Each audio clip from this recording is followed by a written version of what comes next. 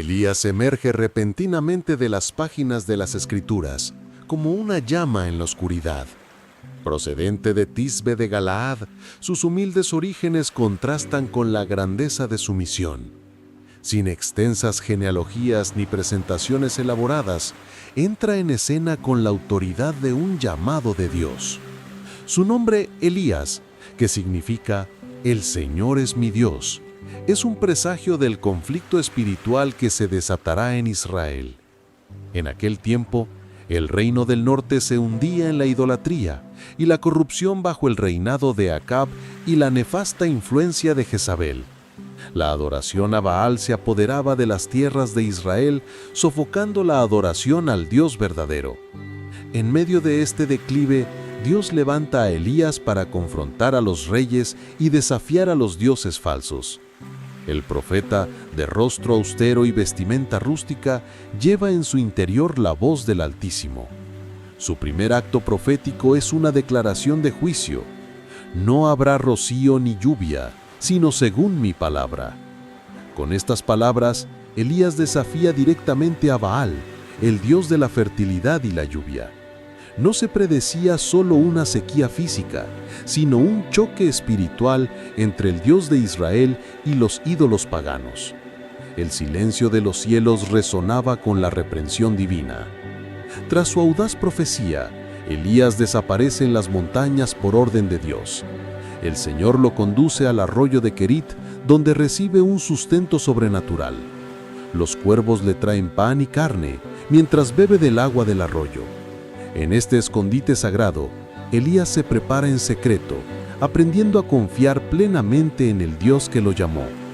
Allí, lejos de la mirada del rey y del pueblo, Elías se moldea en la obediencia y la dependencia. El silencio de la naturaleza y el sonido de las aguas forman la banda sonora de su comunión con el Eterno. La soledad se convierte en una escuela y la provisión diaria fortalece su fe. El profeta del fuego es, ante todo, un hombre de secretismo. La multiplicación en la casa de la viuda. Con el arroyo secándose debido a la sequía que él mismo profetizó, Elías recibe una nueva instrucción divina. Dios lo envía a la ciudad de Sarepta, fuera de las fronteras de Israel, a buscar a una viuda extranjera. La elección es sorprendente. Una viuda pobre en una tierra pagana sería el instrumento de la provisión divina. Elías, obediente, parte sin dudarlo. Al encontrar a la mujer, Elías la sorprende con una petición: que le traiga agua y pan. La viuda, desesperada, revela que solo tiene un puñado de harina y un poco de aceite, suficiente para una última comida con su hijo. Sin embargo, Elías le trae una palabra de fe: no temas, haz lo que has dicho, pero primero hazme un pequeño pastel. Una orden que exige fe ante la escasez. Milagrosamente, al obedecer, la harina y el aceite de la viuda no se acaban. Día tras día la provisión se renueva, como un maná doméstico enviado por el Señor. La casa que habría estado marcada por la muerte se convierte en símbolo de vida y sustento. Dios se manifiesta no solo en Israel, sino también entre los creyentes gentiles. Pero la fe de la viuda se vería aún más probada. Su hijo enferma y muere repentinamente. Desesperada, culpa a Elías, pero el profeta clama con vehemencia a Dios. Por primera vez en las Escrituras, ocurre una resurrección. El niño vuelve a la vida. Elías lo toma en brazos y lo devuelve a su madre declarando: «Mira, tu hijo vive». Este milagro revela no solo el poder de Dios sobre la muerte, sino también la compasión de Elías, un profeta que intercede con pasión. Su autoridad espiritual no lo aleja del dolor humano. Al contrario, su fe lo convierte en un canal de esperanza en medio del duelo.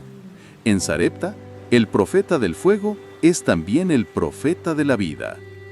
El enfrentamiento con Acab. Tras años de sequía, Dios le ordena a Elías que se presente de nuevo ante el rey Acab. La reunión entre el profeta y el rey es tensa. Acab lo acusa de perturbar a Israel, pero Elías responde con valentía: no soy yo quien lo perturba, sino tú y la casa de tu padre, porque habéis abandonado los mandamientos del Señor. El enfrentamiento entre el cielo y la tierra se intensifica.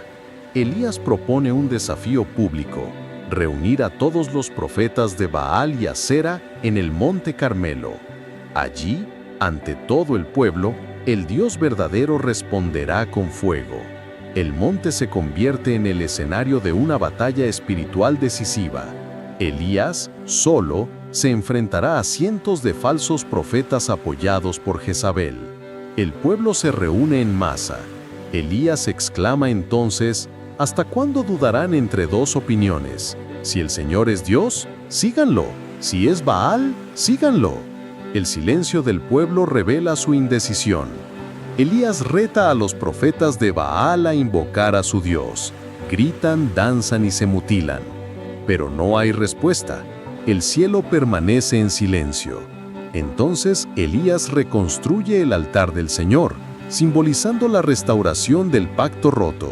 Derrama agua sobre el sacrificio, haciendo el milagro aún más imposible a los ojos humanos, y ora con sencillez, implorando al pueblo que reconozca que solo el Señor es Dios.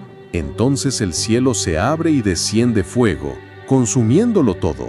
El pueblo, conmocionado, se postra y clama: solo el Señor es Dios.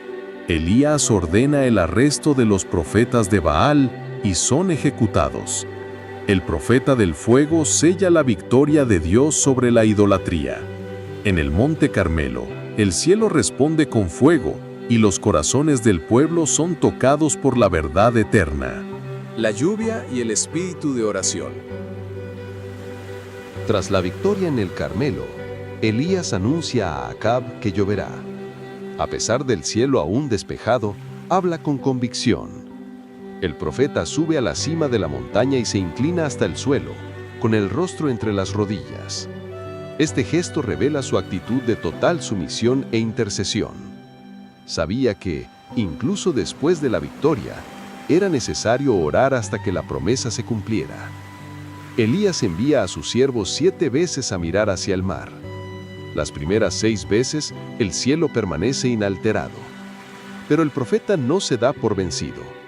Su persistencia en la oración demuestra su fe inquebrantable. Sabía que el mismo Dios que envió el fuego también enviaría la lluvia a su debido tiempo. En la 7ª vez, el siervo ve una pequeña nube, del tamaño de la palma de la mano. Era la señal que Elías esperaba. Se levanta y le dice a Acab que baje antes de que la tormenta lo detenga. La pequeña nube anuncia una lluvia torrencial. El cielo, previamente silencioso, comienza a tronar. La respuesta de Dios. La lluvia cae abundantemente sobre la tierra reseca. La naturaleza, antes silenciosa, ahora canta alabanzas en forma de agua. Elías, lleno de la fuerza del Señor, corre delante del carro del rey hacia Jezreel. No fue solo una carrera física, sino espiritual. El profeta del fuego fue también el profeta del cielo abierto. Este momento marca el poder de la oración perseverante. Elías se basó no solo en señales visibles, sino en su comunión con Dios. Enseñó, con su vida, que la fe precede a la respuesta y que quienes oran con fe conmueven el corazón de Dios y transforman la realidad.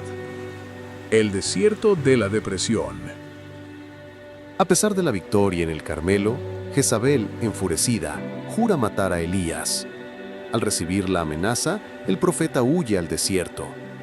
Quien se había enfrentado a reyes y profetas, ahora se encuentra exhausto, asustado y deprimido. Bajo un enebro, implora la muerte, diciendo: «Basta, Señor, quítame la vida». El guerrero en la alta montaña clama ahora desde lo más profundo de su alma. Este episodio revela la humanidad de Elías. Incluso los más fuertes pueden ser quebrantados por el agotamiento físico, emocional y espiritual. Elías no niega su dolor, lo expone ante Dios. Es en ese momento que el Señor comienza a ministrar sanidad a su fiel siervo. Dios no lo reprende, sino que lo alimenta y le permite descansar. Un ángel lo toca y le ofrece pan y agua, alimento celestial para renovar sus fuerzas. Elías come, Se duerme de nuevo y es tocado por segunda vez. El ángel le dice: «Levántate y come, porque el camino es demasiado largo». Dios no descarta a Elías por su fragilidad, al contrario, lo prepara con gracia y cuidado. Fortalecido, Elías camina durante 40 días hasta el monte Horeb, el mismo lugar donde Moisés vio la gloria de Dios.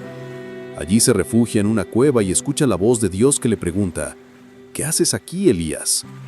El profeta se confiesa diciendo que se siente solo y que todos los demás profetas han sido asesinados. Dios escucha con paciencia paternal. Entonces Dios se manifiesta, pero no con un viento fuerte, ni con un terremoto, ni con fuego.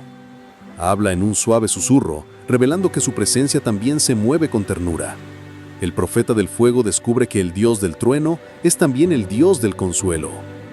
Elías aprende que, más allá de la autoridad, necesita intimidad. El legado de Elías. Eliseo es llamado.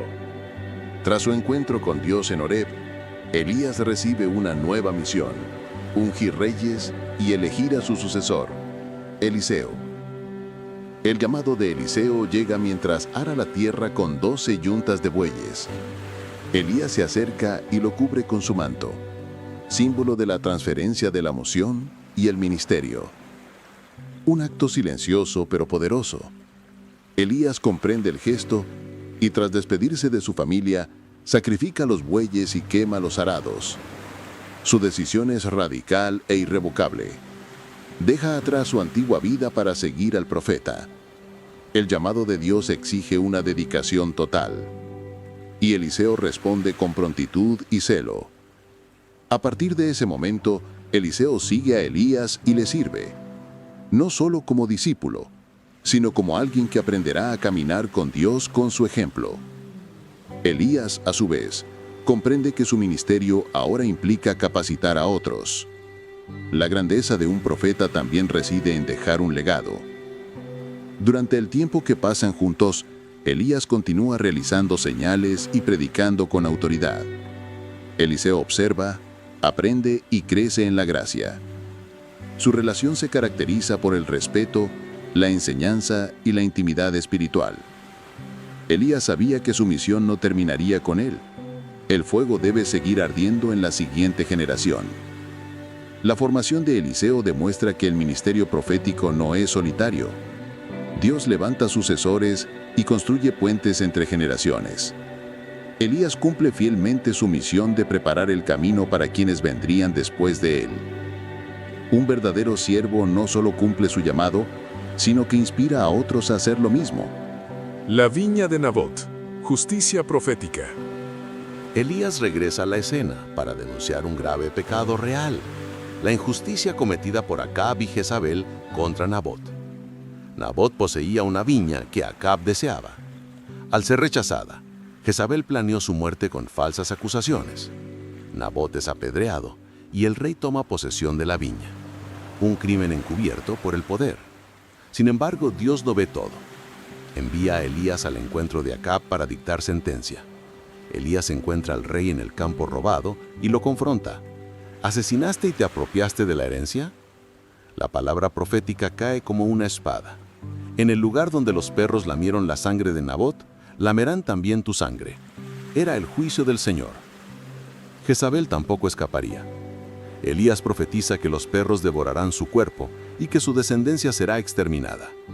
La justicia divina no se puede comprar ni silenciar. El profeta se convierte en la voz de los que no tienen voz. La muerte de Nabot sería vengada por el Dios del cielo. Al escuchar la profecía, Acab rasgó sus vestiduras, ayunó y se humilló ante el Señor. Dios observó su reacción y en su misericordia pospuso el castigo hasta los días de su hijo. Sin embargo, la palabra de Elías se mantuvo firme. El profeta revela que el juicio y la misericordia van de la mano en el corazón de Dios. Este episodio destaca el papel de Elías como defensor de la justicia. El profeta no temió a los reyes ni se vendió a las autoridades. Habló en nombre de Dios, incluso cuando eso significaba desafiar a los poderosos. Su misión era revelar la santidad de Dios y confrontar el pecado, sin temor ni reservas. La escuela de los profetas. En los últimos momentos de su vida, Elías se dedicó a visitar las ciudades donde se encontraban las escuelas de los profetas, Gilgal, Betel y Jericó. Estos centros de formación espiritual eran como seminarios de la época. Donde quiera que iba, Elías era reconocido y respetado. El profeta se despidió de sus discípulos, preparándolos para su partida. Eliseo lo acompañó en cada paso del camino, negándose a dejarlo.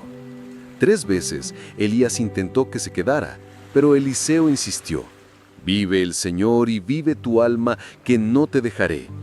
Este apego revela el valor del verdadero discipulado. Eliseo sabía que la unción no se recibe solo con palabras, sino a través de la comunión. Al cruzar el Jordán, Elías tomó su manto, lo enrolló y tocó las aguas, que se separaron. Juntos cruzaron sobre tierra firme como el antiguo Moisés.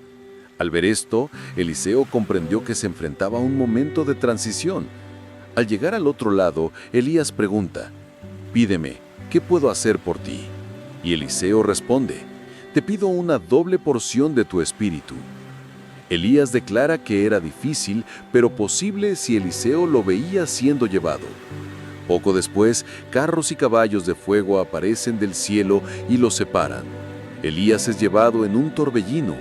Eliseo exclama: «Padre mío, los carros de Israel y su caballería». El profeta del fuego parte en gloria, sin experimentar la muerte.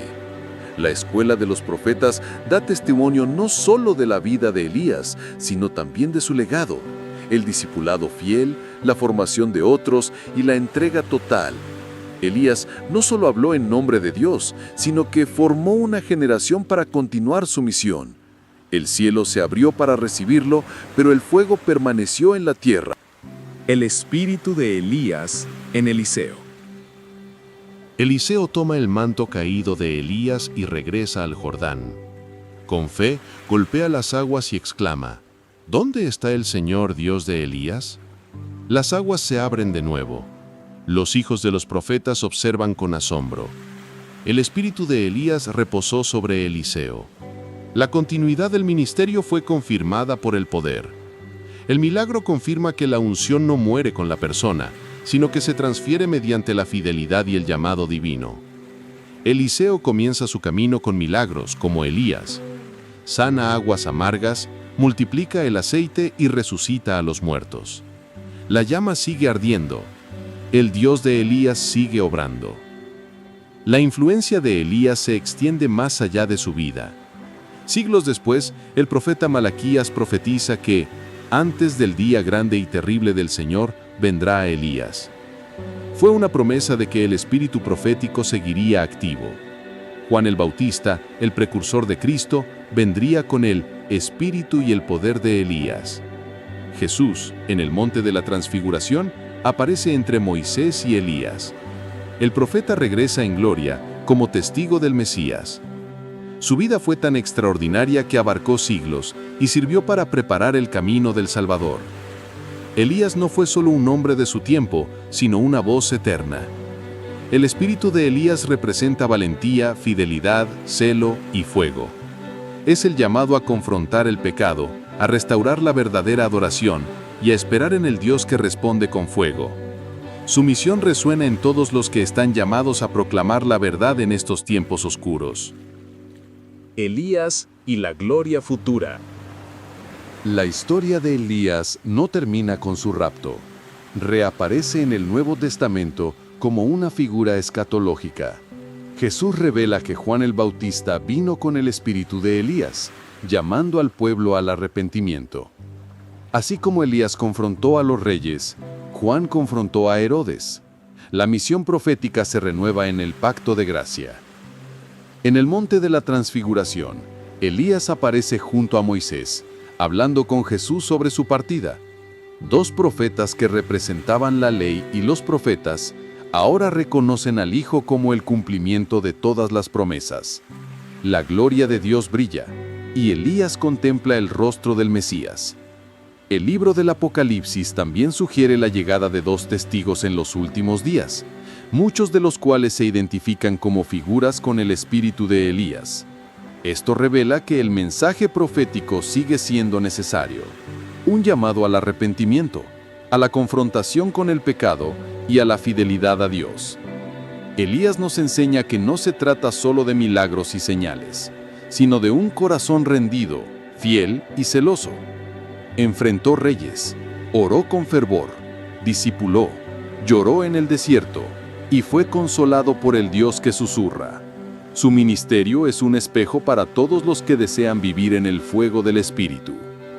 El profeta del fuego ardió como una antorcha en su generación y continúa inspirando a otros. Su legado es eterno, pues se basó en la obediencia y la fe.